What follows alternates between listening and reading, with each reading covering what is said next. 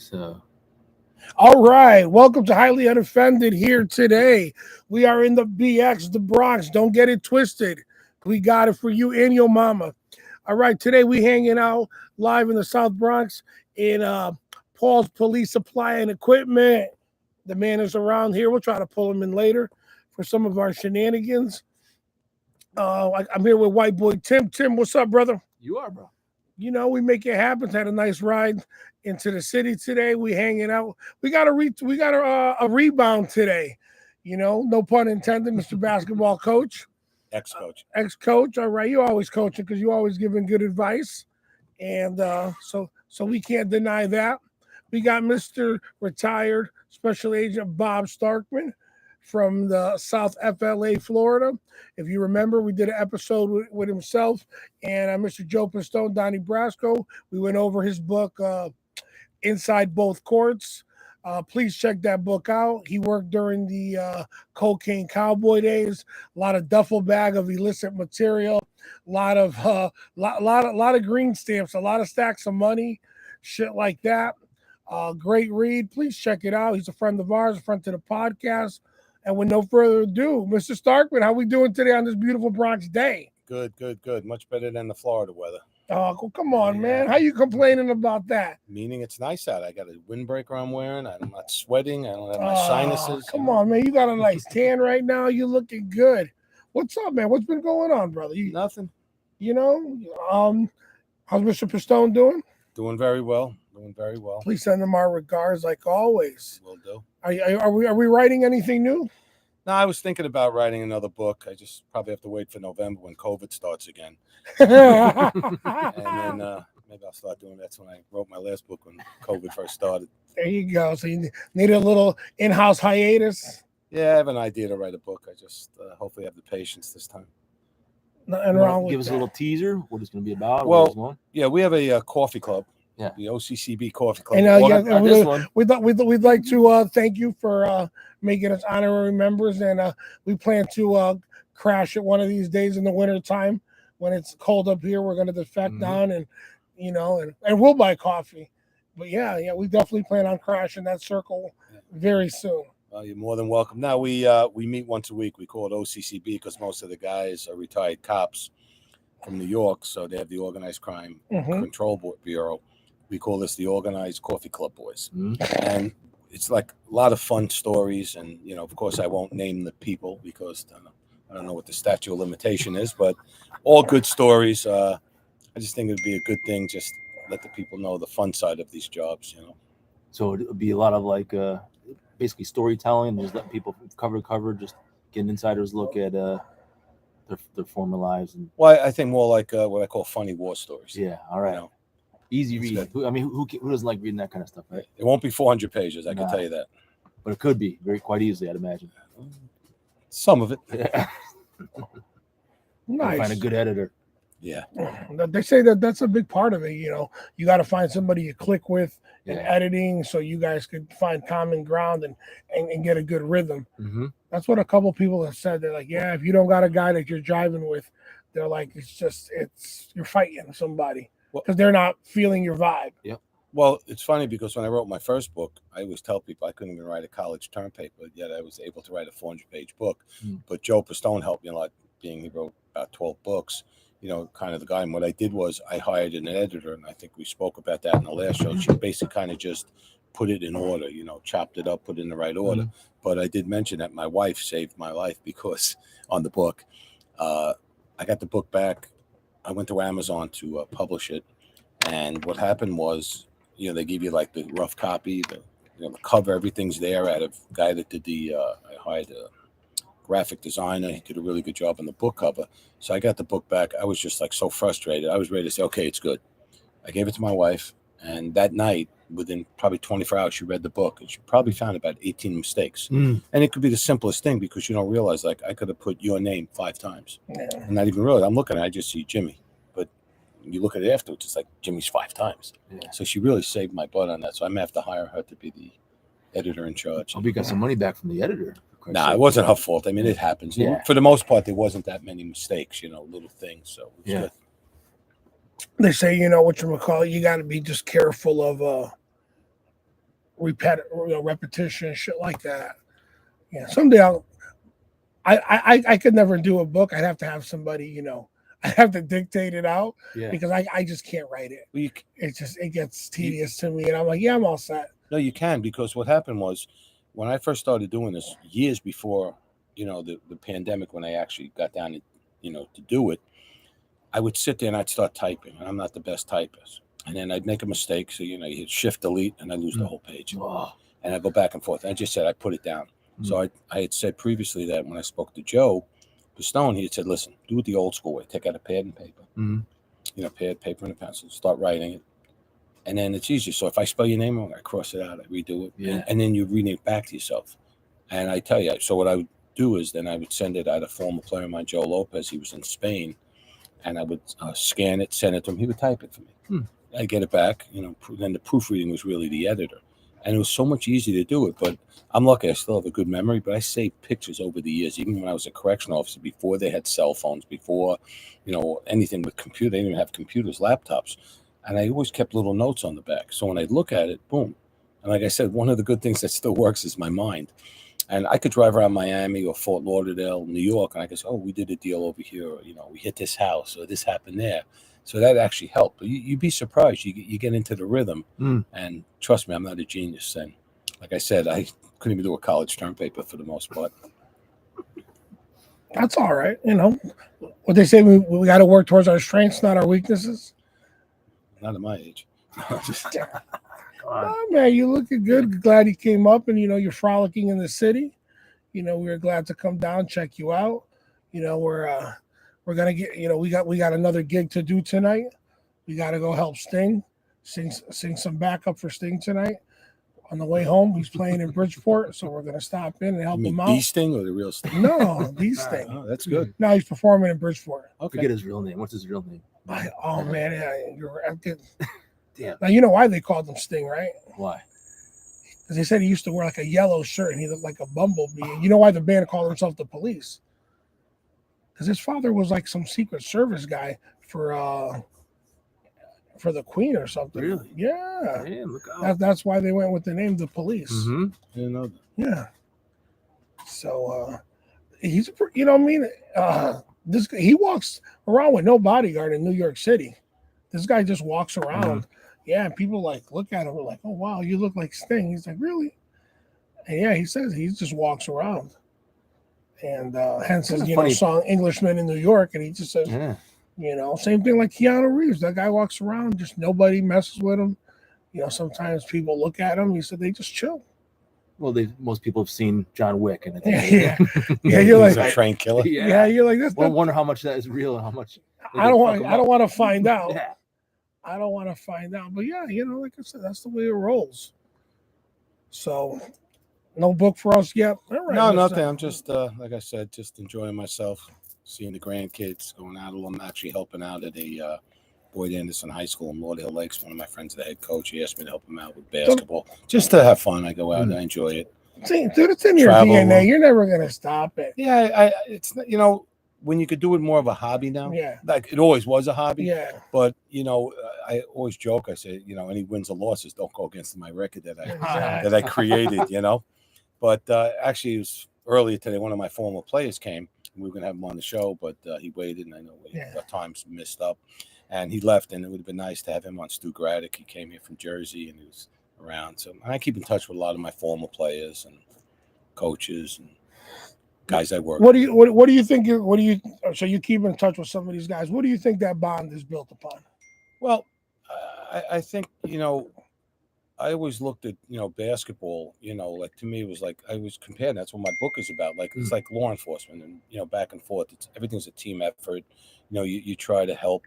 I always thought coaching earlier that, if I had 12 kids on my team, I would help all 12 of them. I tried. Reality is, if you've helped one, you did a job, but I was never satisfied helping one. And, there's certain kids I always try to instill, kids come in sports or anywhere in life, they're coming from all different backgrounds. And, some have no parents, some are single mom, they live on a single dad or whatever. I always try to be that role, try to teach them the right way. And everything I taught was from the mistakes I made, growing up. And to me, there's so many players. Adrian Yuta is a kid that played for me. He's still playing professionally overseas. So loyal, just he keeps in touch, and it's nice to hear, and it's nice to see success. And somebody the other day, I forgot who it was, one of my players sent me something, thanking me. It's not thanking me. My job is to open the door, teach you, and then you learn to walk through the door from what we learned. And I think that's important. And then I think on the other hand, some kids are never going to change. I've had some instances with kids, without getting into the story, you just try to help them, and they try to con you. And it's like, we all know being in law enforcement, it's like they say you can't bullshit a bullshitter. You're not going to con a guy that knows the con. Yeah.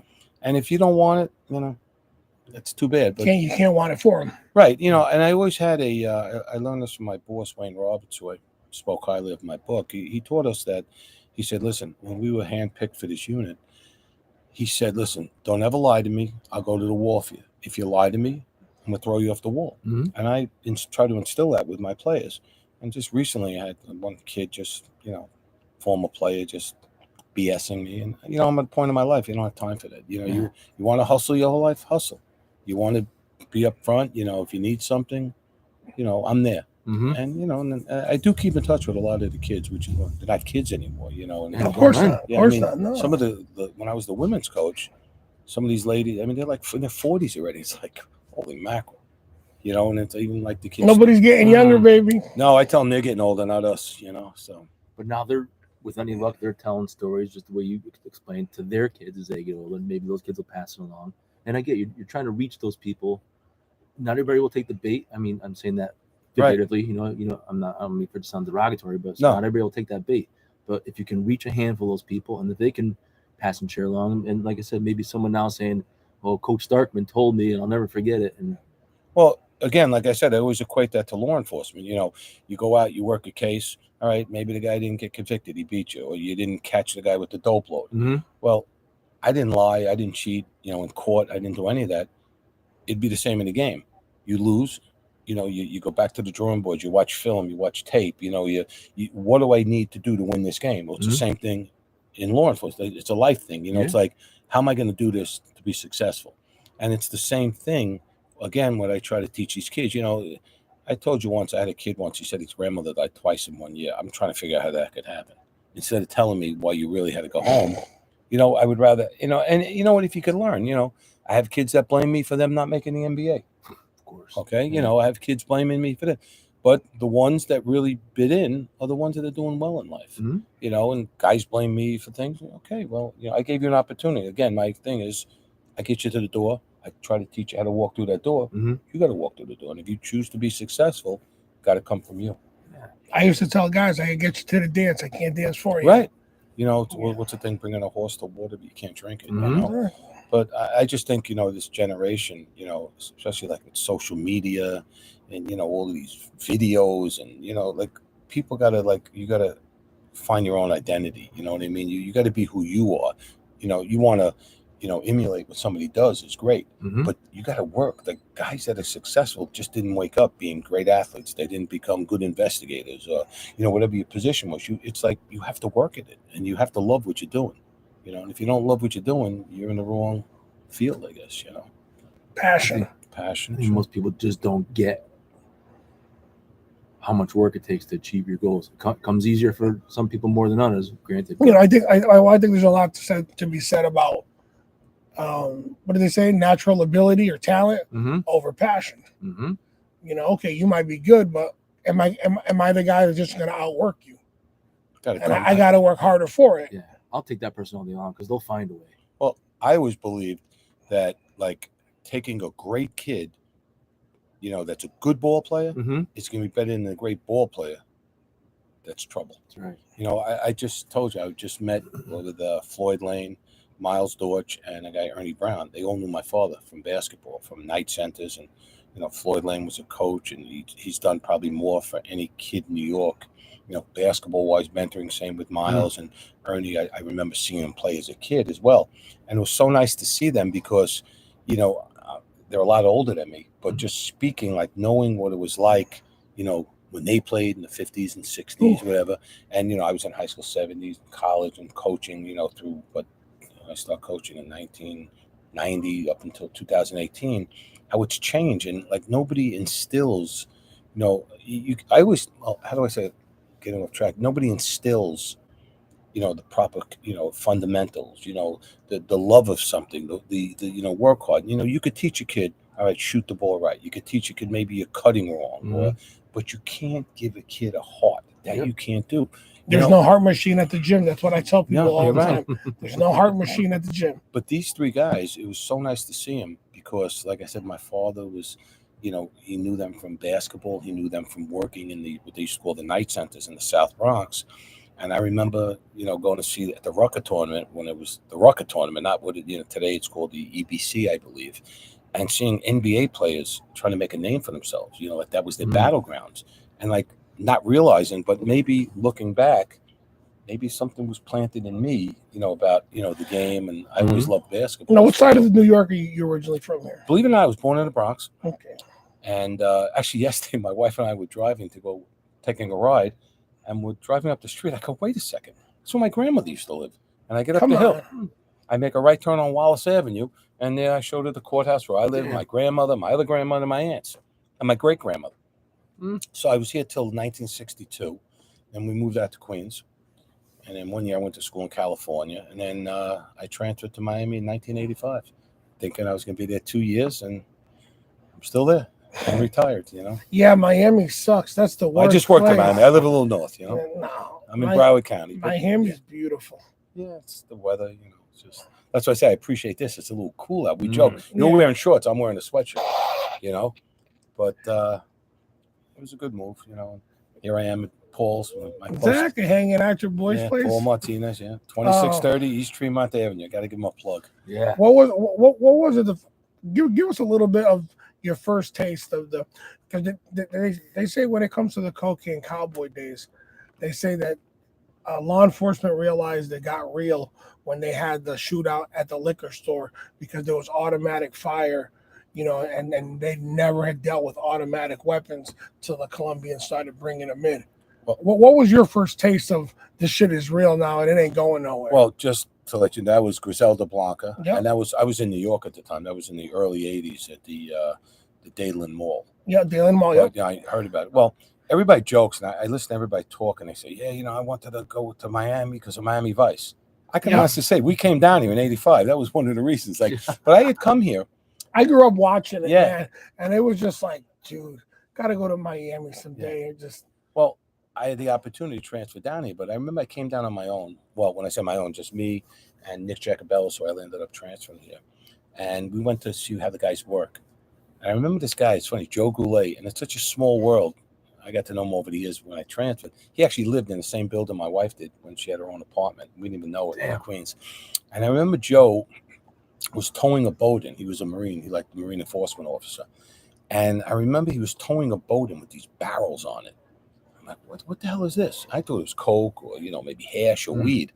It turned out it was actually, he caught a guy out in the ocean. It was refueling. It was gasoline to refuel another dope boat, the Go Fast. I said, man, this was so cool, And I remember we got the transfer down here, August 25th, 1985. I was here with the intentions of going 2 years and then going back to New York.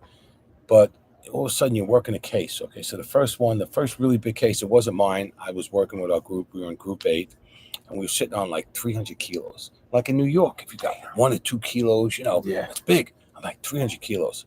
And the reason I remember that is because my wife was flying in that night because I was down there a couple of months and before she got here, earlier, and so was Nick, and both our wives were pregnant. And I remember I couldn't pick her up at the airport because I'm sitting on a dope load. like who knew, And it was just like seeing that amount of coke and then seeing we were fortunate. We never really, there were some scary moments, hairy moments, whatever you want to call it. But the thing was, you never looked at it like that. But it was so much fun. It was like, playing cops and robbers. And again, I equated that to playing basketball. It was like a game. But we didn't want to get hurt, But it was real. Like I said, well, as a kid, when I saw the fashion, the cars, the beaches, and the bikinis, and you're just like, dude, that's some pimp shit out there. Well, I will tell you, and put this on record, I never wore white pants, a pink shirt, a sports jacket with no socks. I'm a blue jean, sneaker guy with a t-shirt or maybe a polo shirt or the deck shoes once. No linen pants. No, But your coworkers did, no? no. Oh, come on. We were t-shirts and whatever, They said no pants, no Harachis. Yeah, I got it's funny because everybody, you always had the one or two guys that thought they were Don Johnson. Yeah. And it's funny because I got to know, I don't know if I said that to you, I got to know Michael Talbot. He was the White Tech. Yeah. And so we got to meet Don Johnson. My friend Tommy O'Keefe, actually, they spent time with him. He was a Metro Day cop. And they spent time with him when they were filming the show, like kind of going out with him. So we used to take us on the set, and we'd watch him film. Actually, we were at the 100 episode party in the Biltmore Hotel before it reopened up in Coral Gables. Wow. So that was so I got to meet them. It's like, one thing, I had a funny story, and I forgot to write it in my book, and I didn't realize it until I was watching the Cocaine Cowboy series on Netflix. So Sal Magruder and Falcone were the two big cocaine cowboys. What happened was, during that era, prior to them actually getting locked up because they became fugitives, when the indictments, they seized a lot of property and vehicles. Mm-hmm. And I don't know if it was, I forgot which year. I think it was maybe like 90 something. Hold on. Are these guys the ones that bought the board for the football team? No, basketball. That wasn't my team. It was Miami High. Yeah, right. They were like sponsors. Did you watch this, the Cocaine Cowboys? No. These dudes are like, they just graduated, but they're hustling already deep. Mm-hmm. So the school's got some like tournaments, and scoreboards. They're selling cupcakes because they need a new scoreboard. This dude tells the coach, "Yo, my man, here you go. I got this." And just buys him a scoreboard. Looking back, I think it's great. Like, it's like Robin Hood. But I could say that now I'm retired. But funny, my friend was the coach at the time, who I later became friends with. But anyhow, so I said to my friend Tommy O'Keefe, I said, "Listen, can you get me? I want to get like an SUV out of seizure." No problem. So he gets me I never forget, it was a black Jeep Laredo. Okay. So I'm riding around, I'm riding with it. So I guess it was Thanksgiving was coming up. I was going out to visit our friends. In California. Yeah. I'm going out to California. My buddy's an LA cop. His wife's an LA cop. We're going out there on vacation. One of the guys I work with, he said, "Hey, can I borrow your car, your Jeep? Because, you know how they sell Christmas trees right after Thanksgiving. And this way, the seat goes back. You can put the tree in it. No problem." I told him. When I came back, I found out I was driving around with 2 kilos in my car. Remember that? What happened was he dropped the seat back. They had like the wheel well for the spare. There was no spare. There was 2 kilos. Imagine if I got pulled over. It's crazy. Nobody ever believed it. Yeah. I just thought that was funny. It was just a funny story, Worst part is the guy took credit for a seizure. Took a stat, Yeah. It was one of the funny times. I guess in your book, a lot of the pictures with the so much product, so much money, it's just, and it never. So when you got down here, was the skyline in process, or was it already? Oh, there was nothing. No. Now those big build. Now, if you've seen it recently, I just drove. We were over in. We went to meet some friends for dinner last Saturday, and I'm like, holy! Like these buildings just keep on coming up and coming up. Hong Kong. Yeah, it's crazy. I thought I was in New York with like palm trees, except for the buildings were nice. Yeah, because they say how drug money developed the skyline in Miami. How it used to be just a quiet, boring little town. Elderly people on sitting on the beach. Well, that was with South Beach, which was Miami Beach, they used to call it. When the Miami Vice came out, all of a sudden the buildings are getting knocked down. They're getting all these fancy pastel colors, and because, like I said, I was here in '85 and already had started that transition. It was nuts. I remember like what was a little rat trap is probably some like $400 a night, $400 a night hotel. Yeah. It looked like just such a nice life, and it's like, wow, somebody's living it that ain't me. Well, I got to get to Miami, and I was going to come down here. I'm going to say I probably had like 3 years on the job already. I came down here with my buddy and started talking to a mountain bike cop right by Mango's. Oh, in the Grove. No, Mango's nightclub right on South Beach. Oh, okay. And the only thing that discouraged me was that you got to put yourself to an academy down here. And I was like, well, how does everybody get by? I'm a one-man show. It's not like, and he's like, oh, you could bounce, do security, whatever. I'm like, hey, how are you supposed to work nights and go to an academy the next day when you ain't even get a good night's sleep? And I was like, okay. So I stayed. and never came down here. But yeah, I wanted to come down here at an early age. Well, a lot of cops, what's going on in the city here in New York, they're going to Florida, and the cops are loving it. Like, first of all, no state and city taxes. Yeah. I mean, we have a good governor. He backs the cops, backs the people, and which is important. And you see a young guy, they really want to do their job. And when that wall's in front of you and you can't, and then they go down there, those are the kind of guys you want to work with, At the same time, though, while you're gone, Paul was saying they just keep hiring. They keep hiring. I don't know how. Well, how the hell because people are leaving, people are retiring from People what I read. People are running to HR to sign paperwork To right get now. out, yeah. At one point, Because this state of bitch assness that we're in. I get that, but people are seeing, like the people are coming in are younger, so they're more connected than I am anyway. They see what's going on. Who the hell would want to walk into that? I don't know. Like, maybe as we get older and you're retired, we're all retired. I wonder, like why a lot of these people take that job. Like, I always wanted to be a New York City cop, and I failed with a 93.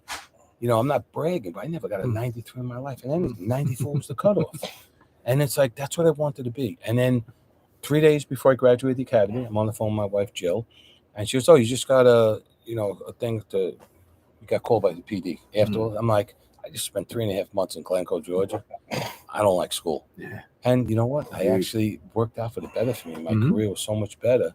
I was forced. So sometimes things happen for the right way. But I question, like, I talked to a lot of young cops in my gym and people I know, like, why did you really take that job? I don't know. Like, we all did it for a certain reason. Yeah. I don't know if, it's a salary, you got a gun and a badge, but do you really want to do the job? And especially if you're restricted from what you're doing down here. Right. That's what's tough. And don't tell me you're doing it because you want to help people. Yeah.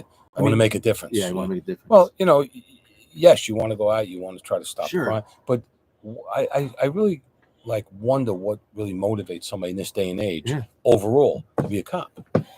I don't know. Every time some young guy asks me, they're like, "Oh, I want to do it." I'm like, "Dude, stay in school, invent something, make $1 million." Yeah, well, go patent something, brother. Well, my son-in-law's a cop, and my 3 kids, none of them went into law enforcement. Thank God they're making more money than they would as a cop. And they're all doing good. Thank God for that, But none of them went in, and I'm glad. And so did you discourage them from doing it? I never discouraged them, but I don't think, I always joke. I said, we're always made from a different mold. Yeah. I think growing up in New York, all my kids were born and raised in Florida. Mm-hmm. So, different environment, breed. Breed, it is a different breed. Yeah. But actually my daughter, she did very well on the customs thing, and she was going through the process. They were doing a background, and at that time they actually switch it. So I don't know if it was a grievance or whatever it was. They were going to hire military, and I got no problem with that. And it probably it worked out for the better because she was single at the time, married, got kids now. So who knows? I always believe things happen for a reason. For a reason. Who knows what life would have been like?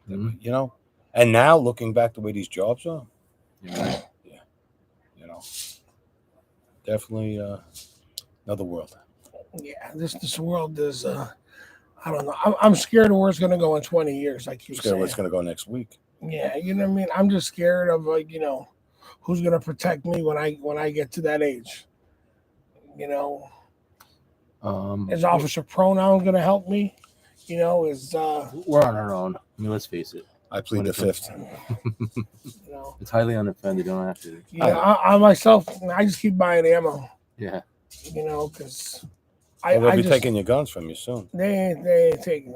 They wanna. They ain't taking shit, bro. I'm with you on that. They can want to do it. You want to take my guns? Go down to the local street corner and take their guns first. No, that's okay. You got this new wave of the new way of government. You got people going into stores and just walking out with stuff so brazen. I seen a video. I don't know where it was. It was at a Sears, though. I'm like, shit, when's the last time you saw a Sears? Yeah. And you had these cats walking out with as much as they could carry thing. Mm-hmm. And out our way, you had a loss prevention guy follow the dude outside. He shot the guy. You got one by me. Shot, yeah. I'm talking to somebody that works for loss prevention for the store, and I go, "What's the most expensive thing you guys got? A leather jacket?" a couple $100. So I'm willing to shoot. I'm willing to shoot another human being for a leather jacket. Well, I remember when the pandemic, I don't know, it was right before the pandemic, my wife and I were in a sporting goods store. And, you know, you're in law enforcement, retired, you still see things. I said, those guys they're robbing stuff. I could tell. There's 4 of them. One was a lookout. The other one was diverting one of the salespeople. And the other one was putting stuff on there. I'm watching them. I knew one of the managers, and I went up to him. I said, those 4 guys are stealing stuff. Yeah. There's nothing we could do. So I said, okay, so my wife was buying like a kickboard, so I could walk out the door without paying? Yeah. Oh, no. No, they told me no. So I'm telling you, these 4 people are. So what I did was I was being a really good ball buster as we were leaving. The guy that was spotting for them, he was sitting on the curb. My wife got mad because I opened her window and I was making like I was taking pictures of him, just to bust his chops. But, Just to get him nervous. But that's okay. Like, they could, that's fine.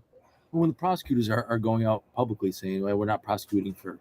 Well, here, this city's forget about it. I know. Like I said, Florida, we're still pretty good. Thank God. We're good with that. It's again, that falls back on like, why would you want to be a cop? Like, you know what I mean? What are you you're a target in uniform? I don't know. Like, you have the restraints are on you from what I hear and see. They write songs about hating the police. I try to ignore it. I'm on social media. I'm not very active, but the things still come through, and there's always videos of things that are going on here, and I just can't bear to watch them. Sometimes. No, I know it's terrible. It's terrible. So how long are we in New York for, Bob? Here till Monday night, if anybody's looking for me. I'm just kidding. No, we're having a good time. We're gonna go see. We're actually gonna go meet with Joe and his wife, Paulie, his girlfriend, myself, and my wife. We're gonna go have lunch with them. Sunday. Tim, Ramon, and myself were at Ralphie's house for dinner. Looking forward to that. He invited us to the compound. So we're going to do the Freeman compound. Have you been to his house before? Negative. No. Okay, I'm just telling you right now. We got invited. We're going. You could eat off the floor, and his house looks like a police museum. It's unbelievable. All right, so I'm glad you mentioned that because we were struggling with what to bring. So we'll bring the wife something. Hope he's not listening, but any suggestions on what to bring? He's not a drinker. Probably a machine gun, maybe, or something. Actually, it's funny. It's funny. He said, you know what? When we went up there, Paulie, we brought him a like an NYPD, like a cooking, like the apron. Yeah. What do you bring Ralph Friedman? Let me see. You can't bring him a car because he has all the cars. Yeah. You don't drink. He doesn't drink. Don't smoke. He doesn't smoke. Collect anything or you got a size medium T-shirt he likes. Yeah. Yeah. Then I got down. Yeah. What do you bring Ralph? I'm trying to see. Bring him some Knishes. He's Jewish. But he's not hardcore like that. Well, you think I am? I wonder. I'm trying to think. That's a good question. Any fans out there know what to bring Ralph Friedman? Yeah. Check in. Email us. Call us.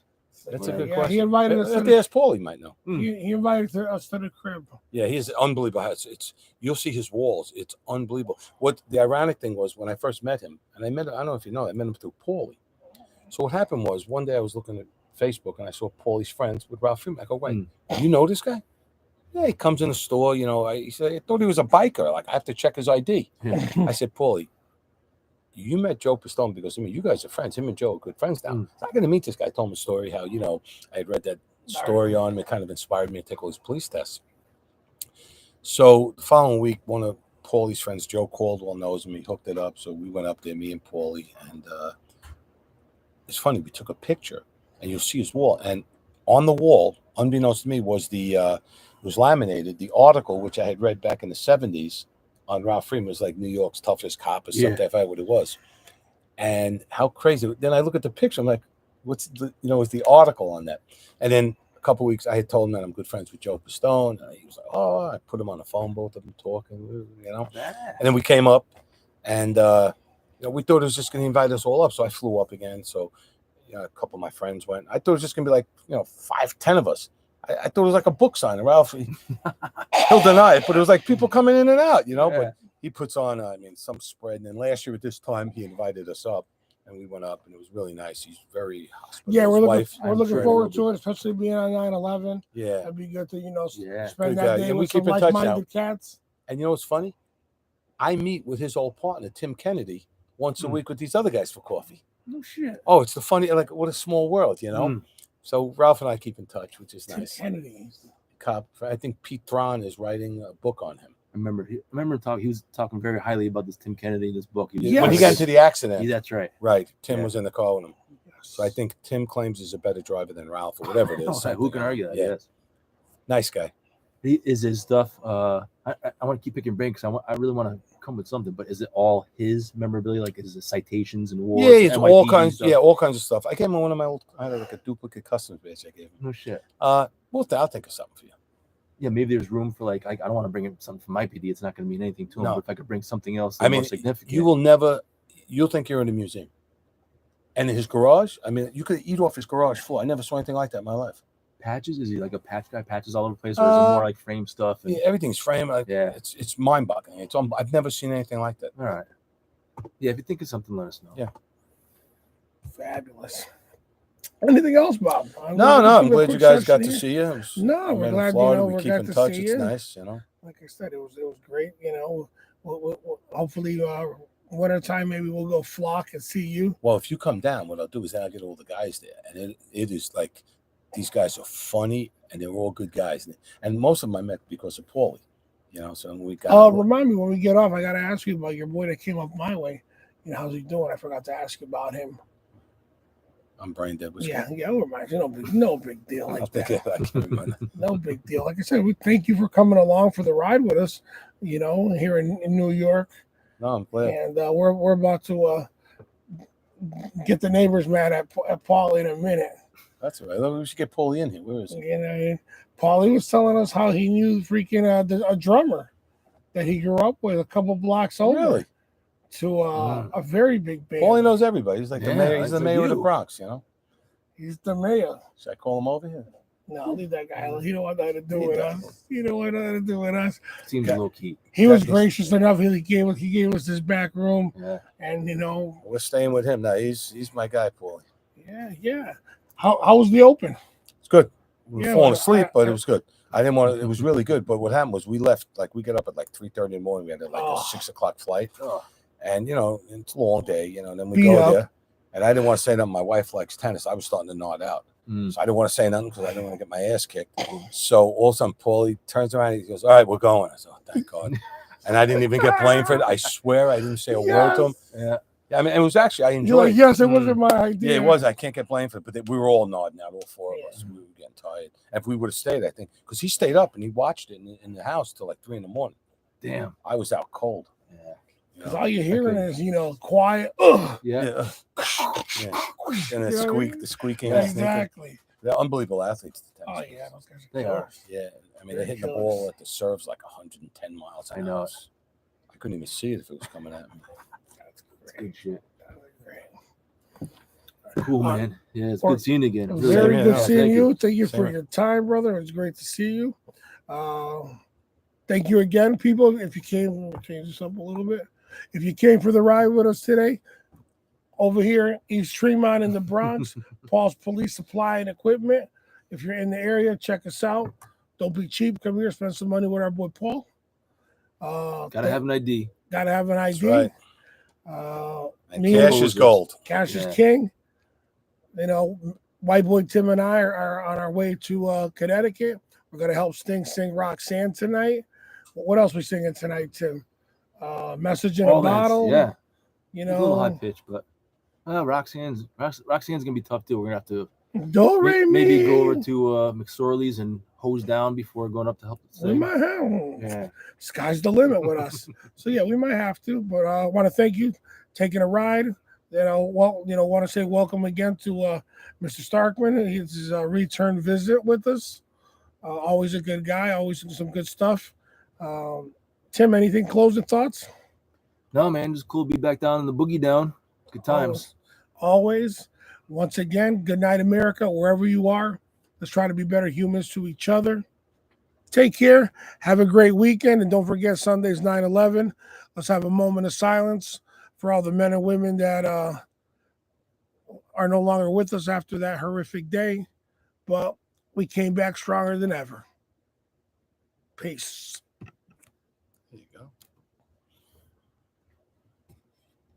Yeah, that guy Paul is a scumbag, man. He fuck